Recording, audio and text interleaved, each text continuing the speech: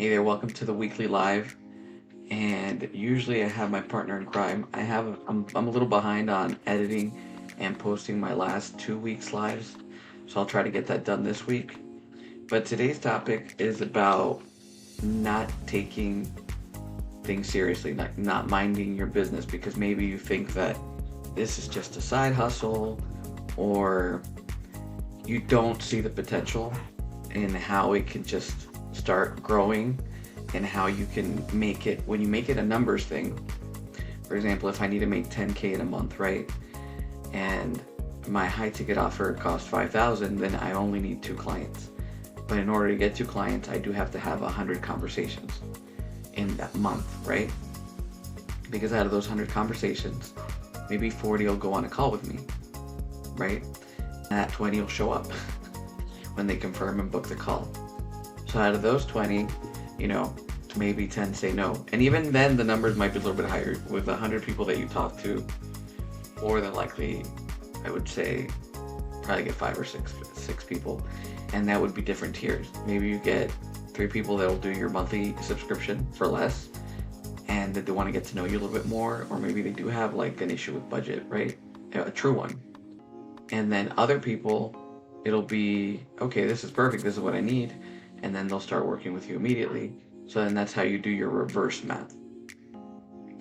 So sometimes when people tell you, or when a mentor tells you it's a math problem, that's what they're talking about. Because you know what you need and what the goal is to get you there, but you haven't done the math to work it out to see how many people you need to talk to, because it is a numbers game. But then I also see a lot of times being dismissed. So I had an appointment this week, and I went to see an attorney or a lawyer. I think they're the same thing, and I had some questions for them, and they asked what I did, and I was like, well, I do digital marketing. And he's like, well, that's not a real thing. And I was like, oh, okay. And when we come from traditional backgrounds or traditional careers, it's very easy to dismiss digital marketing. But one of the things that I find really funny is when things change with time.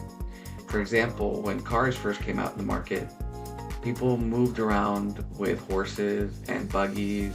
And so for them to think that there's no roads for these vehicles and these cars, only our horses can go through them. But flash forward 30, 40, 50 years after the automobile started coming out, and the US, for example, because highways are actually pretty new. They're probably 140 years old. It blows your mind, right? It's not that far away.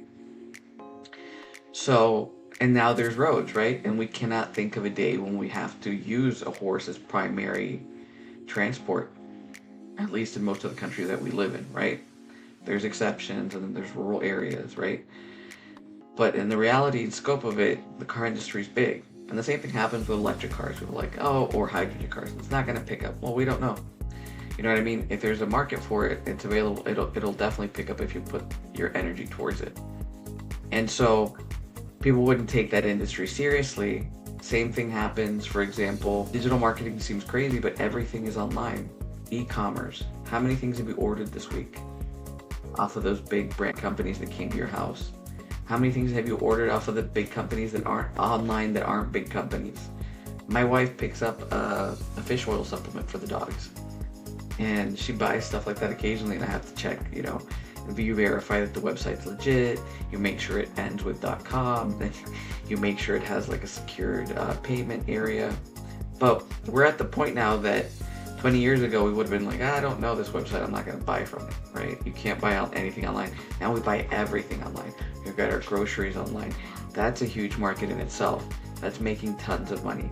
So for you to dismiss something like that, or to say, this is just a side hustle, it's not going anywhere, or then you might be in the wrong place, right? You have to really put your idea, your niche out there. You have to make sure it's market viable, and then you have to implement the strategy that you have to grow it, and you have to talk to the numbers, to the people out there, to get them into your community. You have to help people, to show them what you're bringing to the table, and get reviews, and then get some street cred. Going back to another example that I really love is Wells Fargo. So Wells Fargo is a huge bank nowadays. It's a machine. It gets sued all the time because they're doing all kinds of weird, bad stuff. But the origins of Wells Fargo is that they sold hardware during the gold rush. So during the gold rush, they weren't panning for gold. They were selling the shovels. They were selling all the stuff that they needed for looking for gold and panning for gold. And that's how they made their fortune. So sometimes you have to think outside the box. And right now the internet, marketing online, coaching people is kind of outside of the box. But in real life, we need coaches regardless. If you need help with taxes, you go to a tax attorney, right? If you need help sculpting your body, you go to a fitness coach.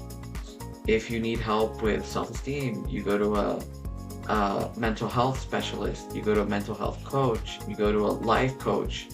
So these are things that exist and that people have used for resources. And some of them come with privilege, right? Because maybe not everybody has access to them. And that's kind of what the internet's knocking out. That back in the day, if I wanted a life coach, I would have to pay $20,000 a month, right? Now you can probably get a life coach for $6,000 a year and still benefit tons and talk to this person once or twice a week.